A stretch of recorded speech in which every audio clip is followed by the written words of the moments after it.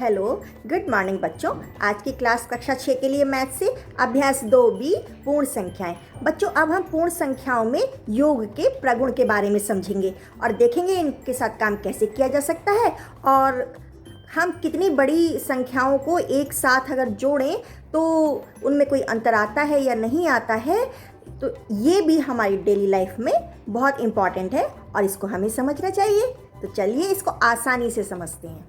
बच्चों, अब हम पूर्ण संख्याओं में योग का प्रगुण समझेंगे, जिसमें पहला है योग का संबरक प्रगुण।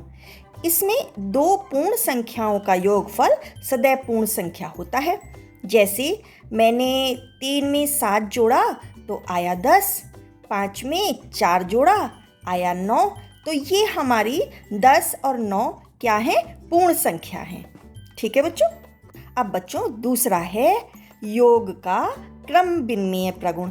इसमें दो पूर्ण संख्याओं के योगफल पर संख्याओं के क्रम का कोई प्रभाव नहीं पड़ता है। जैसे मैंने 6 में 3 जोड़ा या 3 में 6 जोड़ा तो आंसर मुझे 9 ही मिलेगा हर बार। ठीक है। अब तीसरा है योग का तत्समक अवयव। इसमें किसी पूर्ण संख्या में यदि शून्य को जोड़ा जाता है तो योगफल वही संख्या होती है। इसी कारण शून्य को पूर्ण संख्याओं में योग का तत्समक अवयव कहते हैं।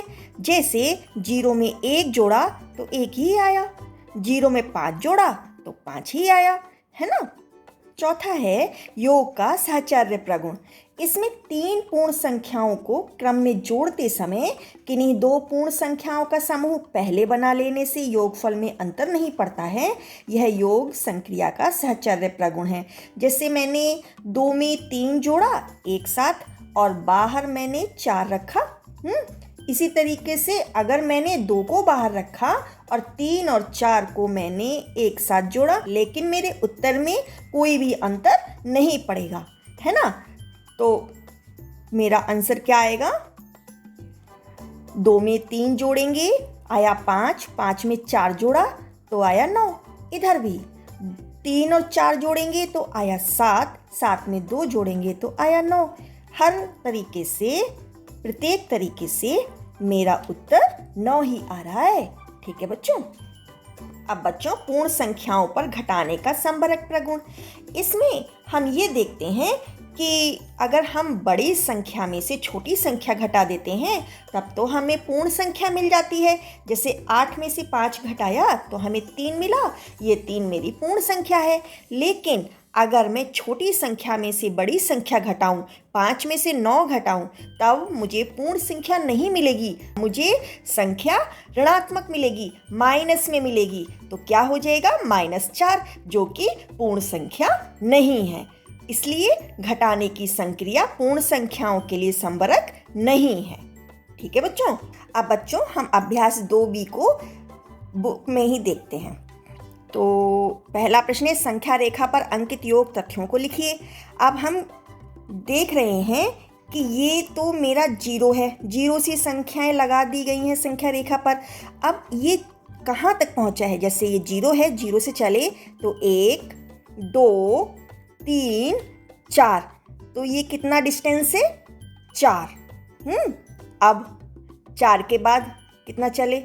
1, 2, 3, 4, 5, कितना चले? 5। तो 4 में जब 5 जोड़ेंगे तो कितना आया? 9। तो क्या हम 9 तक पहुँचे हैं? 0 से चले 1, 2, 3, 4, 5, 6, 7, 8, 9। ठीक है बच्चों, आया समझ में? तो क्या हो गया? 4 + 5 = 9। बच्चों, ये जो यहाँ पर लिखा हुआ है ये थोड़ा सा अलग हो गया है, लेकिन आप जब काउंट करेंगे तो आपको 9 ही मिलेगा। ठीक है। अब दूसरा देखो। अब हम यहाँ से चले तो ये है माना मेरा 0। अब मैं चली 1, 2, 3, 4, 5, तो ये कितना डिस्टेंस आया? 5।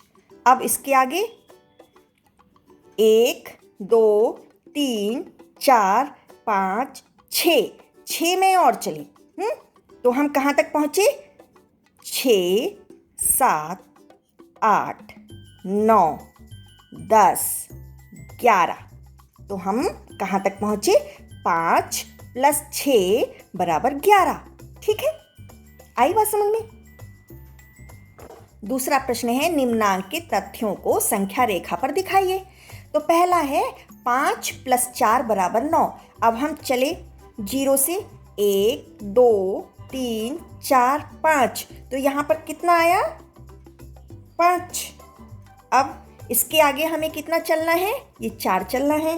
तो 1 2 3 4, हम 4 चले। अब हम टोटल कितना पहुँचे, तो 5 में 4 जोड़ दो तो कितना आ जाएगा 9। तो क्या हम 9 तक पहुँचे हैं। 0 से चले 1 2 3 4 5 6 7 8 9, बिल्कुल आई बात समझ में। इसी को संख्या रेखा पर दिखाना बोलते हैं। बच्चों दूसरा है 0 + 5 बराबर 5, इसको संख्या रेखा पर दिखाना है।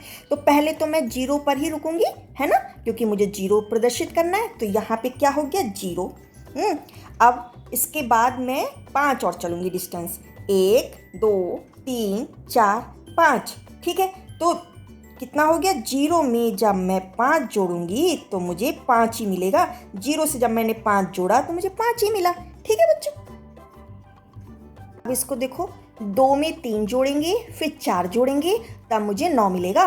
ठीक है, तो अभी मैं 0 के बाद कितना डिस्टेंस चलूंगी 2, तो 1 2 कितना चले हम 2। अब हम 3 चलेंगे, तो इसके बाद में 1 2 3, तो हम 3 चले। फिर इसके बाद मुझे 4 और चलना है, तो 1 2 3 4। अब हम यहाँ पर 4 चले, तो यहाँ पर क्या हो गया, ये वाला हुआ 2 प्लस ये वाला हुआ 3 प्लस ये वाला हुआ 4, तो हमें कितना मिला 9। क्या 9 पर हम रुके हैं आके। हम 0 से चले तो क्या हम चलते चलते 9 पर रुके हैं, बिल्कुल ये मेरा संख्या रेखा पर आ गया। ठीक है बच्चों, अब हम इसी में तीसरा प्रश्न समझेंगे।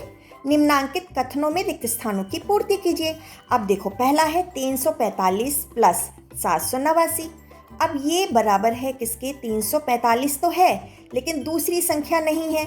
अब यहाँ पे क्या हमें पता चल रहा है, क्रम विनिमय प्रगुण का पता चल रहा है, क्योंकि अगर हम क्रम बदल दें संख्याओं का तो उत्तर हमारा एक जैसा रहता है। तो यहाँ पर क्या आ जाएगा 789, है ना, 789 आ जाएगा।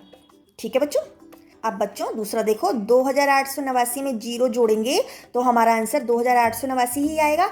इसी को हम पूर्ण संख्याओं में योग का तत्समक अवयव कहते हैं।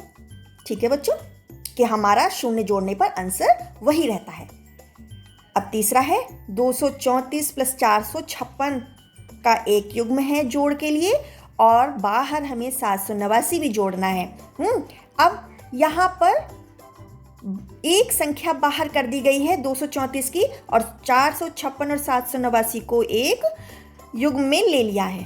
तब ये बच्चों योग का सहचर्य प्रगुण होता है, जिसमें हम संख्याओं को पहले किसी दूसरी संख्या के साथ में युग्म बना लेते हैं और दोबारा वह संख्या हटा करके किसी तीसरी संख्या से उसका युग्म बना लेते हैं और पहली संख्या को बाहर कर दिया जाता है। तो आप देख लो, यहाँ पर हमको 234 संख्या बाहर कर दी गई है और 456 और 789 को एक युग्म में ले लिया है। तो हमारा आंसर यहाँ क्या आएगा 234।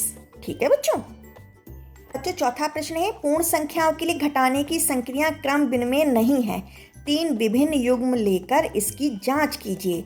ठीक है बच्चों, पहला युग्म हम लेते हैं बच्चों, जैसे कि मैंने 9 में से 5 घटाया या फिर 5 में से 9 घटाऊंगी, तब मुझे एक तरफ प्लस का 4 मिलेगा और एक तरफ माइनस का 4 मिलेगा।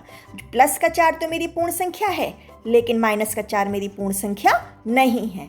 ऐसे ही मैं देखूंगी कि मैंने 8 में से 5 घटाया या फिर 5 में से 8 घटाऊंगी, तो यहाँ पर भी मुझे प्लस का 3 और माइनस का 3 मिलेगा, जिसमें प्लस का 3 तो पूर्ण संख्या है लेकिन माइनस 3 पूर्ण संख्या नहीं है।